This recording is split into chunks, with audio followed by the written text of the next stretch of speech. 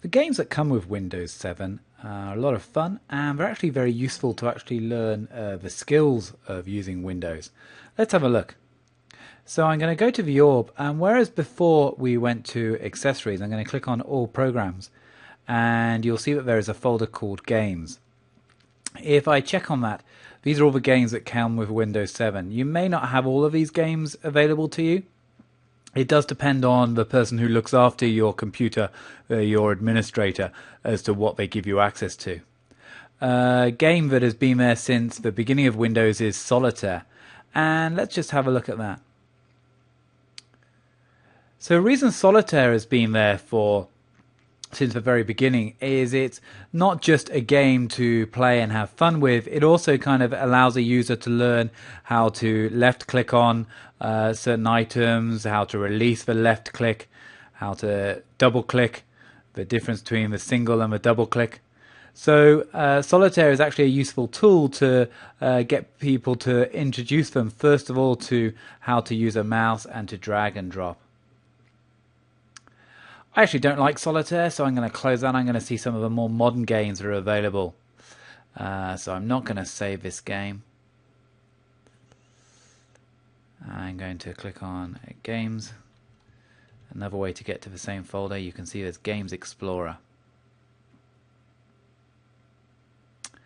And there are a number of options called games with the word Internet in front of them. What that means is you're going to go online and you can play against other opponents.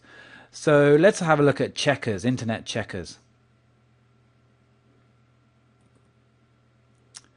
When I double click on this, what it does, it gives me a warning. It tells me that it's going to send some information about the computer online. Now this is a very, very safe scenario, so I'm pretty happy about doing this. So it's just giving me the warning. If I don't want to see the warning every time, I can just uncheck that. But your computer should always tell you if you're sending information to the web. So now I'm going to click play.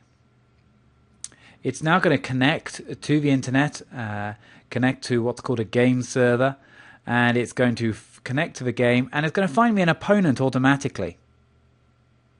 So I don't know who this opponent is. They're a faceless opponent. All I know them is that they are called White. And here am I. So it's Red's turn. So this is just checkers. Here we go. Now I'm waiting on White. And you can see at the very bottom, I actually have the ability to chat to my opponent if I want. I can switch the chat on and off. I'm going to ignore the chat. A lot of the time as you're playing these sort of games, you can ignore the chat. Now, if I choose to leave this game or stop, then what happens is I need to resign, or I can just close down here. If I resign, what happens is my opponent has been clocked up a win. Well done to them.